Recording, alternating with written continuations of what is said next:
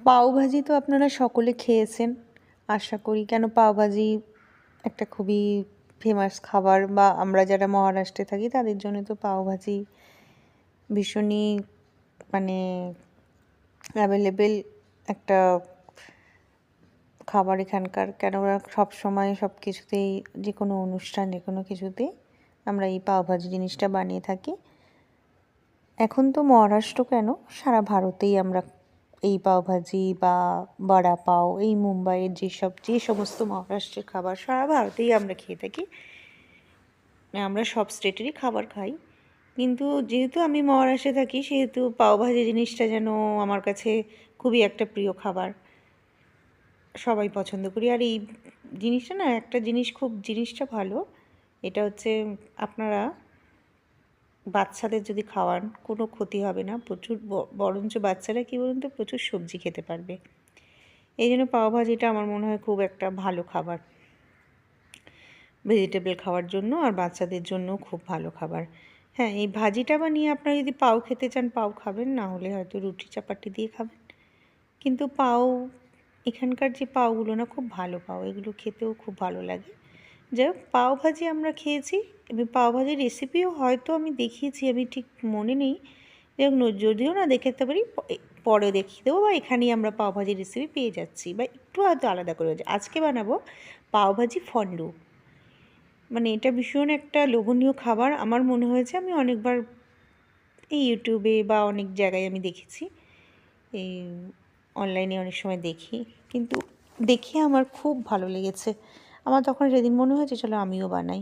তাই সবজিগুলো সব কেটে টেটে নিয়েছি, আমি একটুখানি গ্রেটারে গ্রেট করে নিলাম। কেন, এমনিতে তো পাওভাজির সবজিগুলো সবই ম্যাশ করে নিতে হয় সিদ্ধ করে।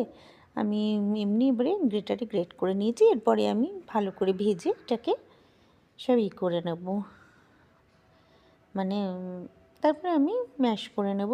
আর এই পাওভাজি ফন্ডুটা কি হয়, এটা না পুরো একেবারে ম্যাশ থাকে, এটা না ব্লেন্ডার চালাতে হয়, না হলে আপনি গ্রাইন্ডারে আপনাকে পুরো পেস্ট করে নিতে হবে। পাওভাজির মধ্যে যদিও আমরা অনেক সময় সবজি থাকে, কিন্তু এটার মধ্যে একদম সবজি থাকে না। যাই হোক, প্রথমে বাটার দিয়ে এর ভেতরে আমি একটু তেল আর বাটার একসাথে দিয়ে দিলাম, দিয়ে এর ভেতরে আমি পেঁয়াজ টেয়াজ সব দিয়ে দেব। আমি এর ভেতরে না আদা রসুন আমি কিচ্ছু দিইনি, আমি খালি পেঁয়াজই দিয়েছি, আর একটু রসুন কুচি দিয়েছিলাম আমি এর ভেতরে, আদা বাটাটা দিইনি, আর রসুন কুচি দিয়েছিলাম।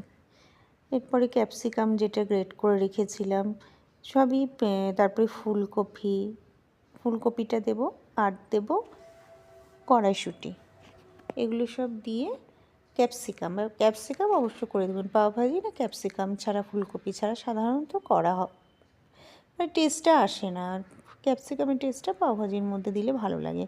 এছাড়া আপনার মন চাহা যে কোনো আপনি সবজি দিতে পারেন, মানে যেগুলো আপনার মনে হবে যে এই সবজিটা আমার ভাল লাগছে, এই সবজিটা ভাল লাগছে, সব সবজি আপনি দিয়ে দিতে পারেন। গাজর বলুন, বিট দিলে কালার সুন্দর আসবে। মোট কথা আপনারা আপনাদের পছন্দ মতন যা সবজি দিতে পারেন। হ্যাঁ, তা বলে ভেন্ডি দিতে পারবেন না, যেন যদি মনে হয় আমার ঢ্যাঁড়স দেবো, তা সেটা ঢ্যাঁড়সটা দিলে বা বেগুনটা দিলে ভালো লাগবে না। যাই হোক, এইভাবে আমি সব সবজিগুলো দিয়ে দেবো, মটরশুঁটি দিয়ে এটাকে ভালো করে একটু আমি বেশ ভাজা ভাজা করে নেব। আর ভাজা ভাজা করে নেওয়ার পর এর ভেতরে আমি বেশ খানিকটা মানে টমেটো দিয়ে দেব। কেন, টমেটো ছাড়া যে গ্রেভিটা হবে না, পাওভাজির গ্রেভিটা টমেটো দিয়ে মানে বেশি করে টমেটো, পাওভাজিতে সবসময় টমেটোটা বেশি লাগে। ভালো করে টমেটো দিয়ে নাড়াচাড়া করে টমেটোটা একটু গলতে দেব। এরপরে আমি পাওভাজির ভেতরে মানে বেশি করে যেটা আসল পাওভাজি মশলাটা দেব। মশলাটা মানে দেওয়ার পর মানে আর কি দেবো, একটুখানি হলুদ গুঁড়ো, একটু লঙ্কা গুঁড়ো, সব কিছু যা যা আছে সব দিয়ে দেবেন। দিয়ে ভালো করে নাড়াচাড়া করতে হবে, করে তাহলে কি হবে, মানে আস্তে আস্তে পুরো আমি যেই এমনিও সবজিগুলো যেহেতু গ্রেটারে দিয়েছি সবই মানে করা সফট, এমনি ছোটো ছোটো করে তো সফট হয়ে যাবে, সেহেতু অত লাগবে না, আমাদের টাইম লাগবে না। আর যদি সত্যি বলছি একান্তই যদি আমি এমনিভাবে করেছি, আপনারা চাইলে সবজিগুলোকে একটা কুকারে সিটি মেরে নিয়েও করতে পারেন। আমার ইচ্ছে হলো, কেননা সেদিন একটু আমি ভাবলাম এমনি করেই করি, কুকারে আর সিটি মারতে বা কিছু করতে ইচ্ছা হয়নি। এরপরে পাওভাজি মশলা আর শুকনো লঙ্কার গুঁড়ো আর একটু লঙ্কার গুঁড়ো দিয়ে দিয়েছি, আর নুন টুন দিয়ে দিয়েছি যেটা দরকার, দিয়ে ভালো করে এটাকে না একটু ম্যাশ করে নেব, ম্যাশার দিয়ে ভালো করে ভেজে নেবেন। আর যদি পটেটো ম্যাশার থাকে ওই পটেটো ম্যাশার দিয়ে ম্যাশ করে নেবেন। আর তারপরে যখন ম্যাশ হবে না, বা একটু গ্রাইন্ডারেও আপনি পেস্ট করে নিতে পারেন, যেহেতু এটা ফন্ডু বানাচ্ছি। হ্যাঁ, এরপরে আমি আগেই আলু সেদ্ধ করে রেখেছিলাম, এবার আলু সেদ্ধটা এর ভেতরে দিয়ে দেবো। আলু সেদ্ধটা দিলে একটা ক্রিমি টেক্সচার চলে আসবে, দেখবেন। তাহলে মানে কি, এটার মধ্যে আমি ফন্ডুর মধ্যে যে যে জিনিসগুলো দরকার, আসল ফন্ডু বলতে কি বোঝায়, আমি তো পাওভাজি, এটা তো পাওভাজি হচ্ছে, ফন্ডু করতে গিয়ে একটা এর ভেতরে অন্য জিনিস দরকার হবে, সেই জিনিসটাই আসলে আসল। আর এর ভেতরে কি বলুন তো, আমি এতটা এটা পাওভাজিটা না অর্ধেক আমি তুলে রেখে দেবো, এটা আমি ভাজিটা অর্ধেক অন্য সময় খাবো, আর বাকি কিছুটা থাকবে যেটা দিয়ে আমি ওই ফন্ডুটা বানাবো। এই জন্য আমি কিছুটা মানে ভাজি তুলে রেখে দিলাম। এরপরে আমি এর ভেতরে না একটু দুধ দিয়ে দেব, মানে বাকি অর্ধেকটা মতন যে ভাজিটা রেখেছিলাম এর মধ্যে একটু দুধ দেব, দুধ দেওয়ার পর একটু চিজ দেব, চিজ দেওয়ার পর ক্রিম দেব। তাহলে বুঝতে পারছেন কী কী জিনিসগুলো আমি দিলাম। পাওভাজি তো পাওভাজি হয়ে গেল, তার মধ্যে আমি কি দিলাম, একটু দুধ দিয়ে ভালো করে নাড়াচাড়া করে নেবেন, এরপর চিজ আর তারপরে ক্রিম। মানে উফ, আপনাদের বলে বোঝাতে পারবো না, এত চিজি একটা ফ্লেভার আসছে যখন বানাচ্ছিলাম, আর খেতেও খুব দুর্দান্ত হবে। অল্প বানিয়ে খাবেন, আর যদি মনে করুন বেশি বানাবেন, দারুণ লাগে খেতে। মানে শুধু, আর এখানে ব্রেডগুলোকে বেশ ছোটো ছোটো করে ভালো করে বাটার দিয়ে ভেজে ছোটো ছোটো করে পুরো ডিপ করে করে খেতে হবে, আর ওপরে একটু বাটারও দিয়ে দিলাম, ব্যাস একদম দারুণ খেতে। আর দারুণ শুধু, বুঝতেই পারছেন এগুলো মানে এই জিনিসগুলো দিলে সাধারণত খারাপ কখনোই খেতে হতে পারে না। এরপরে আমি পাও নিয়ে নিয়েছি, পাওগুলোকে একটু বাটারে ভালো করে ভেজে নেব।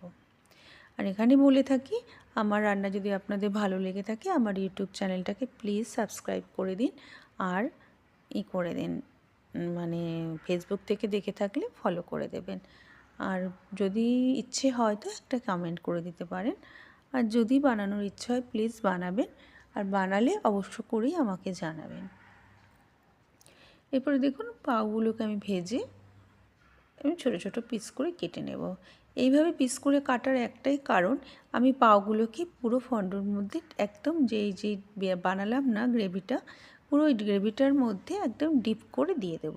কিন্তু ফন্ডু দেওয়ার একটা নিয়ম আছে, এইটা না সাধারণত একটা বোলের মধ্যে রেখে নিচের থেকে একটা মোমবাতি লাগিয়ে দেওয়া হয় যাতে গরম থাকে, আর সুন্দর করে সাজিয়ে দেওয়া হয়।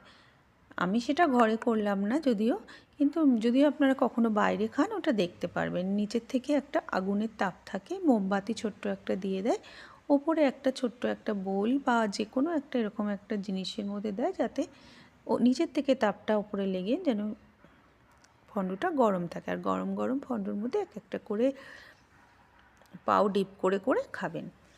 আর একটা করে পেঁয়াজ, এর মধ্যে একটু পেঁয়াজ দেবেন, আর যদি চান তো একটু ওপর থেকে চিজও দিতে পারেন, ভাল লাগে দেখতে, কারণ চিজ দিয়েই ব্যাপারটা তো, চিজই একটা, ওপর থেকে চিজ ছড়িয়ে দিতে পারেন, তাহলে দেখতেও সুন্দর লাগবে, আর সত্যি কথা বলছি খেতেও খুব সুন্দর লাগবে। একবার আপনারা প্লিজ বানিয়ে দেখুন, যদি ভালো না লাগে তখন বলবেন। কেন, পাওভাজি তো আমাদের রোজকার খাবার হয়ে গেছে, কিন্তু এই খাবারটা একটু অন্যরকমই হয়ে থাকে। দেখুন দারুণ সুন্দর দেখতে হয়েছে, তাই না? তাহলে চলুন আজকে আসছি, আবার নতুন রেসিপি দেখা হচ্ছে, টাটা।